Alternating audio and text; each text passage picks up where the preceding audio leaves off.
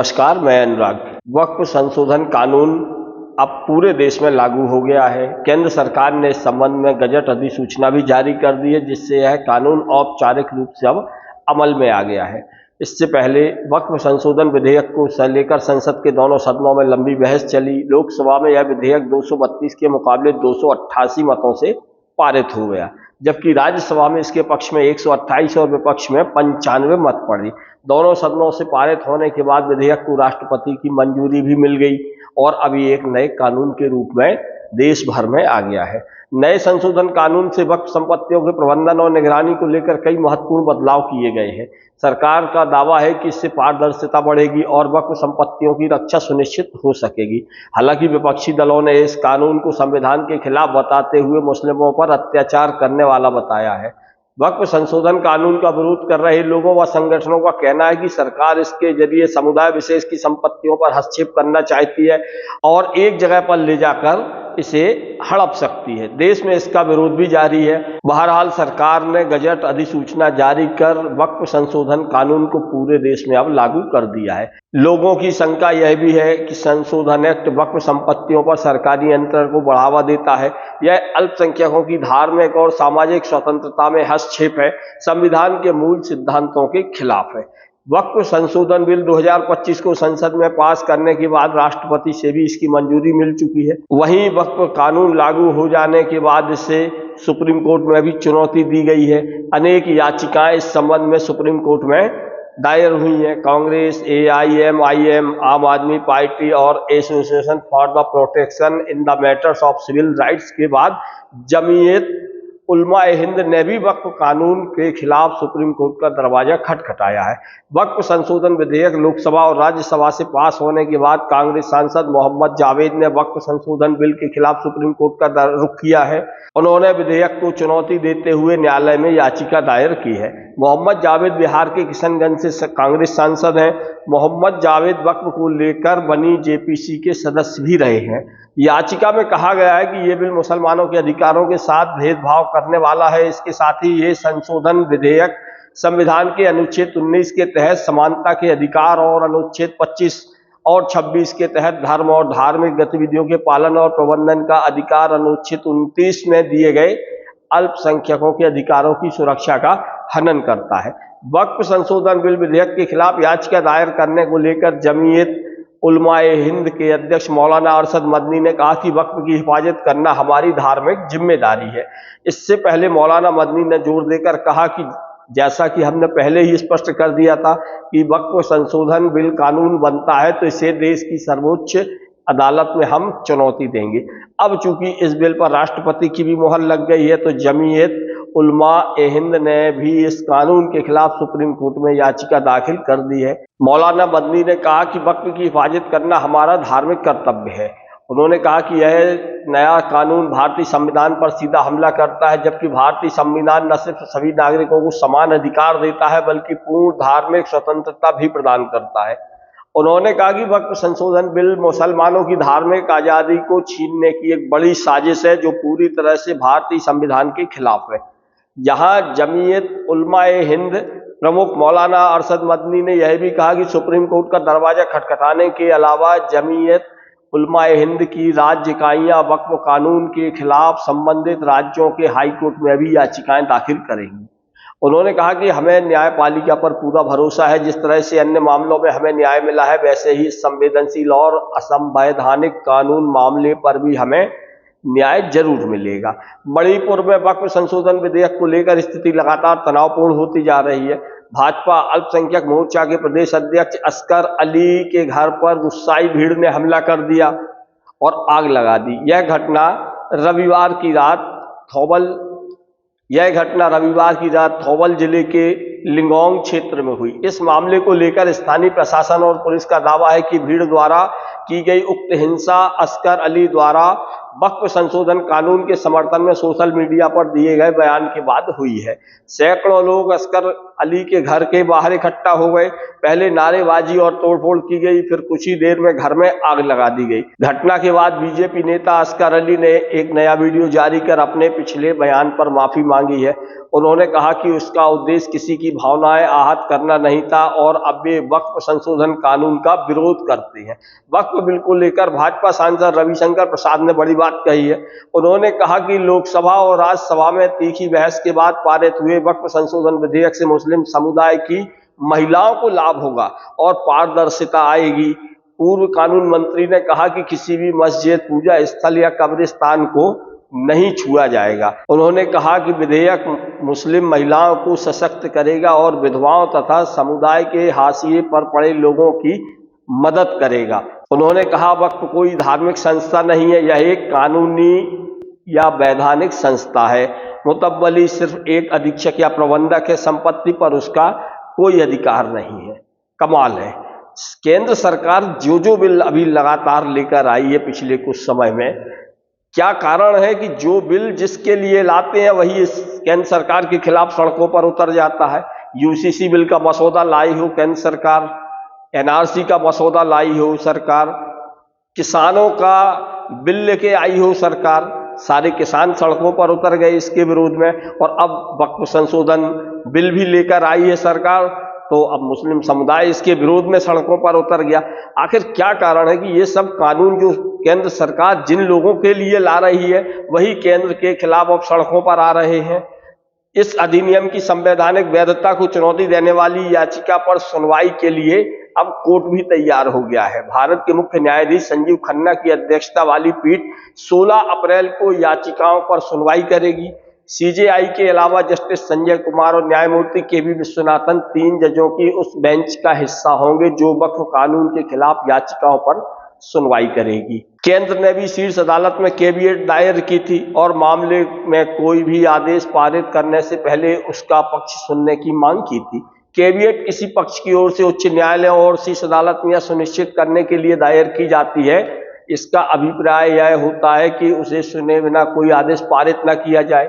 राजनेताओं और all India Muslim personal law board AIMPLB और जमीयत उलमाए हिंद सहित 10 से अधिक याचिकाएं शीर्ष अदालत में नए कानून की वैधता को चुनौती देने के लिए दायर की गई हैं। केंद्र सरकार ने वक्फ संशोधन अधिनियम 2025 को अधिसूचित कर दिया था।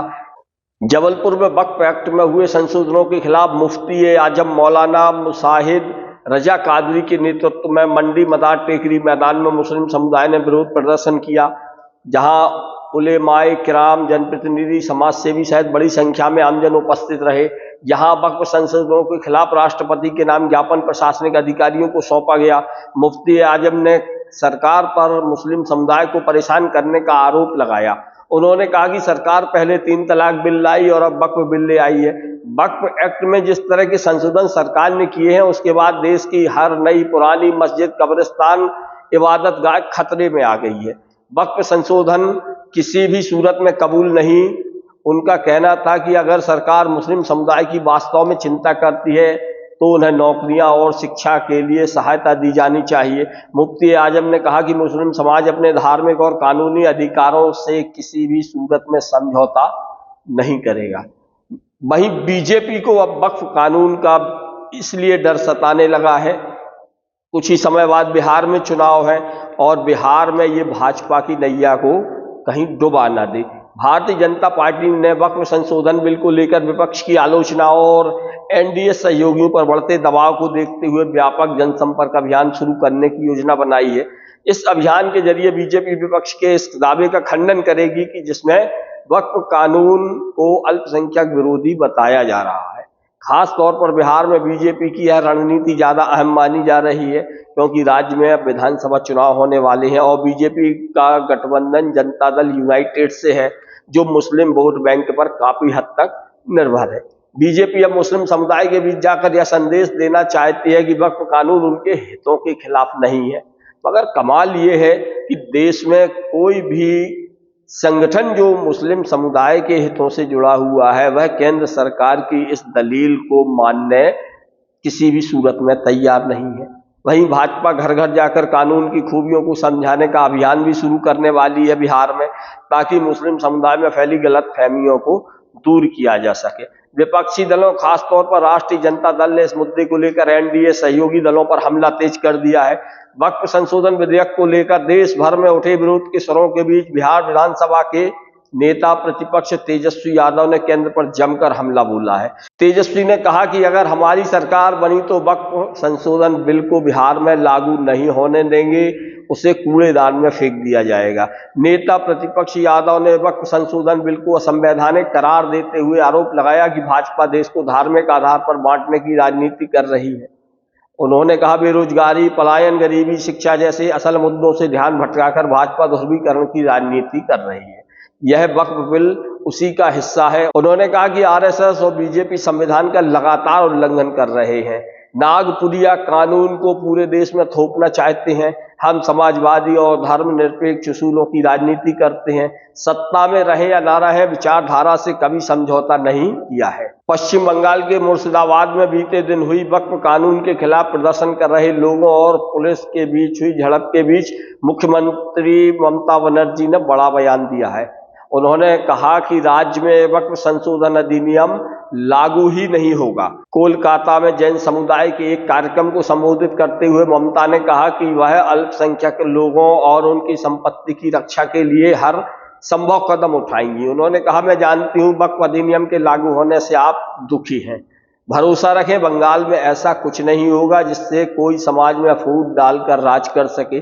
उत्तर प्रदेश की राजधानी लखनऊ में इमामबाड़े के शिया समुदाय के लोगों ने वक्फ कानून के खिलाफ प्रदर्शन किया। जुमे की नमाज के बाद शिया धर्मगुरु कलवे जवाद की अगुवाई में विरोध प्रदर्शन हुआ।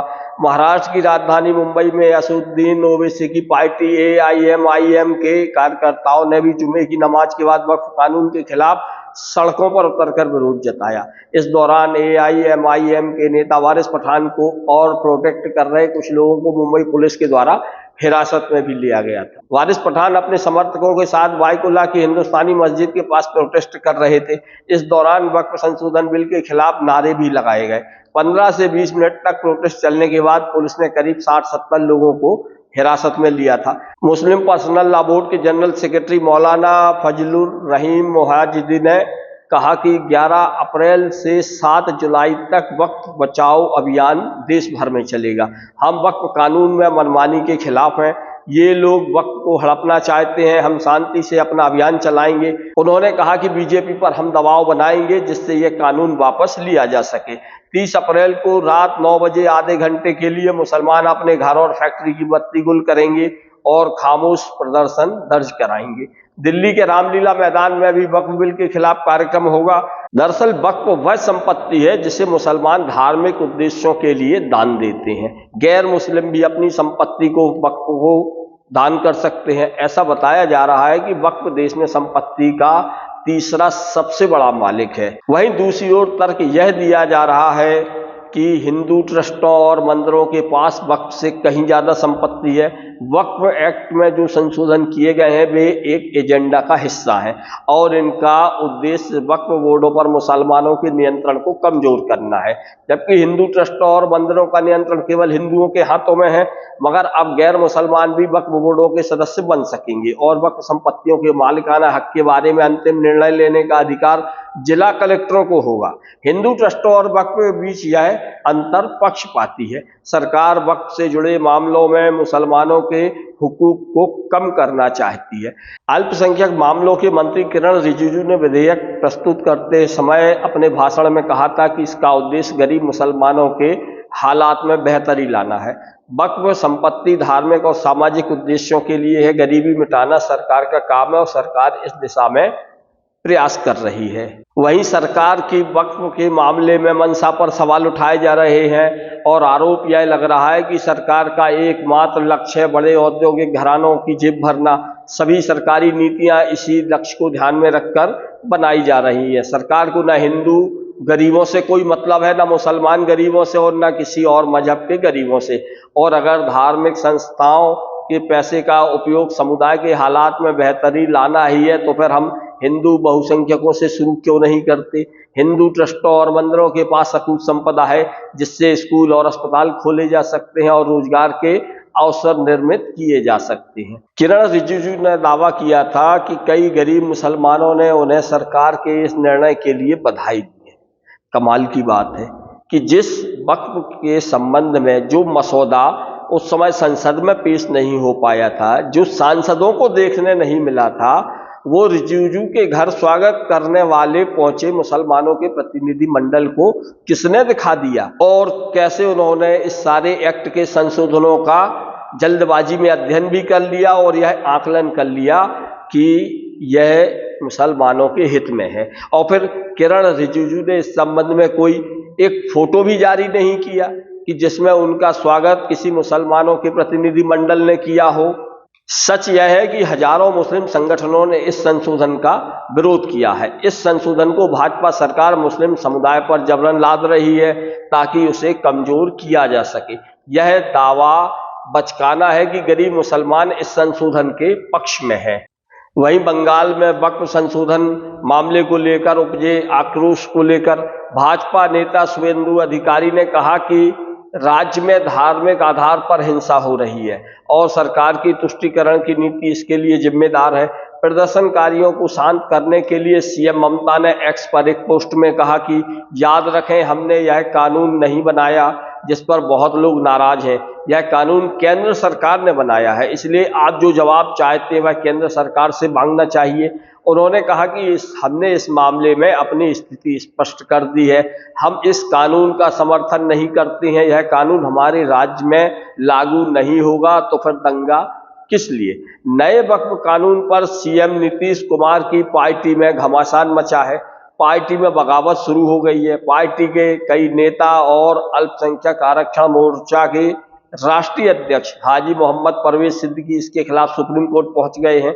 उन्होंने कहा इस मामले पर पार्टी की राय से वे सहमत नहीं है। जेडीयू में रहकर ही इसके खिलाफ कानूनी लड़ाई लड़ेंगे। उन्हें यकीन है कि कोर्ट मुसलमानों के हक में फैसला करेगी और यह लड़ाई हम जीतेंगे। उन्होंने कहा कि संशोधन एक्ट वक्फ संपत्तियों पर सरकारी नियंत्रण को बढ़ावा देता है। यह अल्पसंख्यकों की धार्मिक और सामाजिक स्वतंत्रता में हस्तक्षेप है, संविधान के मूल सिद्धांतों के खिलाफ है।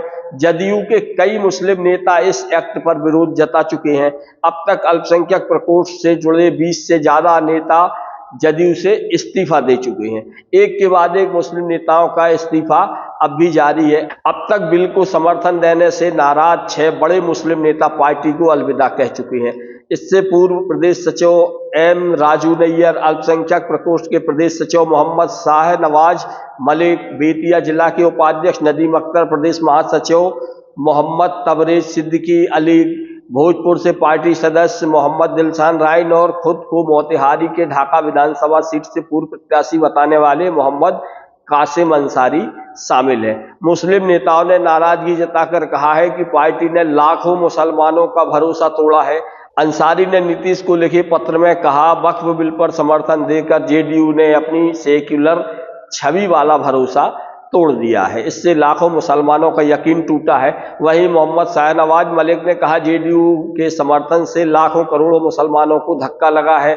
मैं कई साल तक इस पार्टी में रहा लेकिन अब इस्तीफा दे रहा हूं। वहीं नीतीश कुमार के करीबी जेडीयू एमएलसी गुलाम घोष भी बिल का विरोध कर रहे हैं। उन्होंने कहा, बीजेपी की सरकार हमेशा मुस्लिमों के खिलाफ ही काम करती है। इस बिल के जरिए वक्फ बोर्ड की जमीन को छीनने की कोशिश हो रही है। वक्फ के पास जो जमीन है उससे मुसलमानों की भलाई के लिए कई कार्यक्रम चलाए जाते हैं। बिहार में वक्फ की जमीन पर कई आवासीय विद्यालय बने हुए हैं जहां छात्र पढ़ते हैं। केंद्र सरकार ने पहले मौलाना आजाद फाउंडेशन का स्कॉलरशिप बंद किया, उसके बाद अल्पसंख्यकों के लिए बजट में कटौती की। मुसलमानों के लिए केंद्र सरकार ने पहले 3 तलाक पर घर वापसी जैसे नियम बनाए। सिर्फ मुसलमानों में ही सुधार की जरूरत नहीं है, देश भर में 7 लाख एकड़ वक्फ की भूमि पर केंद्र की नजर है। तमिलनाडु की सत्ताधारी पार्टी द्रविड़ मुनेत्र कड़गम डीएमके ने वक्फ संशोधन बिल 2025 के खिलाफ सुप्रीम कोर्ट में एक रिट याचिका दायर की है, जिसमें वक्फ संशोधन बिल की संवैधानिकता वैधता को चुनौती दी गई है। डीएमके का दावा है कि यह कानून मुस्लिम अल्पसंख्यकों के अधिकारों का उल्लंघन करता है और इसे प्रमुख आपत्तियों का समाधान किए बिना पारित किया गया है। याचिका में तर्क दिया गया है कि वक्फ का नया कानून तमिलनाडु में करीब 50 लाख मुसलमानों और पूरे भारत में 20 करोड़ से ज्यादा मुसलमानों के मौलिक अधिकारों का उल्लंघन करता है। तमिलनाडु के सीएम एम.के. स्टालिन के नेतृत्व में डीएमके सरकार ने मुखर होकर वक्फ बिल 1995 में किए गए बदलाव का विरोध किया है और इसे अल्पसंख्यकों की भावना और उनके हितों के खिलाफ भी बताया था। नए वक्फ कानून के खिलाफ विरोध प्रदर्शन लगातार देश भर में जारी है। इसकी आग अब जवाहरलाल नेहरू विश्वविद्यालय जेएनयू तक पहुंच गई है। जेएनयू में वक्फ कानून के खिलाफ जोरदार प्रदर्शन किया गया। इस प्रदर्शन में पीएम नरेंद्र मोदी और गृह मंत्री अमित शाह के खिलाफ नारेबाजी की गई। खास बात यह है कि इस प्रदर्शन के लिए कांग्रेस का छात्र संगठन एनएसयूआई, वाम संगठन पीएसएस और राष्ट्रीय जनता दल आरजेडी का छात्र संगठन सीआरजेडी एक मंच पर आ गए थे। छात्र संगठनों ने प्रदर्शन के दौरान नारेबाजी करते हुए कहा कि वह वक्फ पर हमला नहीं सहेंगे। प्रदर्शनकारियों ने मोदी शाह के खिलाफ नारे लगाए। नारेबाजी के अलावा उन्होंने जेएनयू कैंपस में नए वक्फ कानून की कॉपी भी जलाई। जेएनयू में इस प्रदर्शन का आयोजन फ्रेटर्निटी मूवमेंट ने किया था। इसमें पीएसए के अलावा कई और छात्र संगठनों ने भी हिस्सा लिया था। प्रदर्शन में शामिल छात्रों ने कहा कि केंद्र सरकार मुस्लिम विरोधी धारणा से काम कर रही है। नए बिल के आधार पर सरकार मुसलमानों को परेशान करना चाहती है। इस कानून में कई ऐसी कमियां हैं जिसके बाद यह लोग मुसलमानों की मस्जिदों और कब्रगाहों पर भी हक जताने लगेंगे, इसलिए इस कानून को लेकर कैंपस में विरोध किया जा रहा है। छात्रों का कहना था कि जिस तरह देशव्यापी प्रदर्शन के बाद इस सरकार को कृषि कानून वापस लेना पड़ा था, वैसे ही कानूनी तरीके से और सड़कों पर प्रदर्शन के जरिए लोग अपनी मांग जारी रखेंगे ताकि मौजूदा सरकार इस वक्फ कानून को भी वापस ले सके। एक अन्य पहलू बिल में वक्फ बाय यूजर को खत्म करना है। इस प्रावधान में कोई भी संपत्ति जिसका लंबे अरसे से मस्जिद या कब्रिस्तान के रूप में धार्मिक कार्यों के लिए इस्तेमाल किया जा रहा हो, बगैर किसी दस्तावेज के वक्फ की संपत्ति के दायरे में आएगी। लेकिन सरकार ने अब इसे बदल दिया है। अब किसी भी संपत्ति को वक्फ बनाने के लिए उसके वैध दस्तावेज और रजिस्ट्रेशन अनिवार्य कर दिया गया है। साथ ही 6 माह के भीतर वामसी पोर्टल पर भी उस संपत्ति को रजिस्टर्ड कराना होगा। विरोधियों का तर्क है कि इस प्रावधान को हटाकर सरकार मुकदमेबाजी का रास्ता खोल रही है और जमीनों को छीनने का प्रयास कर रही है। मुस्लिम संगठनों का भी मानना है कि कई जमीनें जिन पर मस्जिद या कब्रिस्तान बने हैं हजारों साल पुरानी है और उनके वैध दस्तावेज मौजूद नहीं है। ऐसे में इन संपत्तियों पर सरकार कब्जा कर सकती है। हालांकि सरकार ने इस प्रावधान में राहत देते हुए तय किया है कि पुरानी संपत्तियों को इस दायरे में नहीं लाया जाएगा और सिर्फ वह संपत्ति जिन पर पहले ही अदालती मामले चल रहे हैं उन्हें कोर्ट के फैसले पर छोड़ा जाएगा और सरकार इसमें कोई दखल नहीं देगी। केंद्र सरकार इस संशोधन एक्ट के साथ साथ जो बड़ी दलील दे रही है कि इससे मुस्लिम महिलाओं के जीवन में बदलाव आएगा, उनकी स्थिति सुधरेगी। लेकिन कमाल तो इस बात का है कि जिन मुस्लिम महिलाओं को लेकर केंद्र सरकार बार बार दलीलें दे रही है, वहीं हिंदू समाज में ऐसी लाखों महिलाएं हैं जिनके पति उन्हें छोड़कर भाग गए और या उन्होंने दूसरा विवाह कर लिया है और वो महिलाएं आज भी दर दर भटक रही हैं। ऐसी महिलाओं के लिए केंद्र सरकार कोई योजना क्यों नहीं बनाती है? संसद का काम कानून बनाना है और लोकसभा राज्यसभा ने अपना काम कर दिया है। अब यह बिल संविधान के मुताबिक है या नहीं, यह तय करने का अधिकार सुप्रीम कोर्ट के पास है। बिल को चुनौती देने वाले और इसका विरोध करने वाले बहुत हैं, लेकिन सुप्रीम कोर्ट इस बिल को संविधान की कसौटी पर तौलेगा और फिर तय करेगा कि यह बिल संवैधानिक है या फिर नहीं है। बिल की खिलाफत करने वाले भी इसे संवैधानिक आधार पर ही कोर्ट में चुनौती देने वाले हैं। ऐसे में बिल प्रावधानों को लेकर सुप्रीम कोर्ट में इसे चुनौती दी गई है। विपक्ष का पहला तर्क यह है कि यह बिल धार्मिक स्वतंत्रता का उल्लंघन करता है और वक्फ बोर्ड में गैर मुस्लिमों की एंट्री उस अधिकार का हनन है। हालांकि सरकार की दलील है कि वक्फ में किसी भी गैर मुस्लिम को जगह नहीं दी गई है, बल्कि वक्फ बोर्ड में गैर मुस्लिम सदस्यों और महिलाओं को शामिल करने का प्रावधान इस बिल में किया गया है। ऐसे में अब सुप्रीम कोर्ट तय करेगा क्या वाकई इस बिल के प्रावधानों से धार्मिक स्वतंत्रता की संवैधानिक अधिकार का हनन हो रहा है। विरोधियों का एक तर्क यह भी है कि इस बिल से संघीय ढांचे को नुकसान पहुंचता है। जमीन राज्य का विषय है, लेकिन वक्फ बिल में संपत्ति का निर्धारण और रेगुलेशन का अधिकार कलेक्टर को दिया गया है, जो कि आधिकारिक तौर पर केंद्र सरकार के अधीन आता है। ऐसे में वह राज्य सरकारों को वक्फ संपत्ति के बारे में फैसले लेने से रोक सकता है। इस प्रावधान को भी सुप्रीम कोर्ट में चुनौती दी गई है। ऐसे में अब संसद की बहस से तर इस बिल का भविष्य अब सुप्रीम कोर्ट में तय होने वाला है। बिल को कोर्ट में चुनौती देना आसान है, लेकिन विरोधियों को यह साबित करना होगा कि यह बिल संविधान के दायरे से बाहर है। बहरहाल अब 16 अप्रैल को इस मामले में सुप्रीम कोर्ट सुप्रीम सुनवाई करेगा और इसके बाद कोर्ट इस मामले में क्या रुख अपनाता है, क्या आदेश जारी करता है, इस पर पूरे देश की निगाहें रहेंगी। नमस्कार, मैं अनुराग।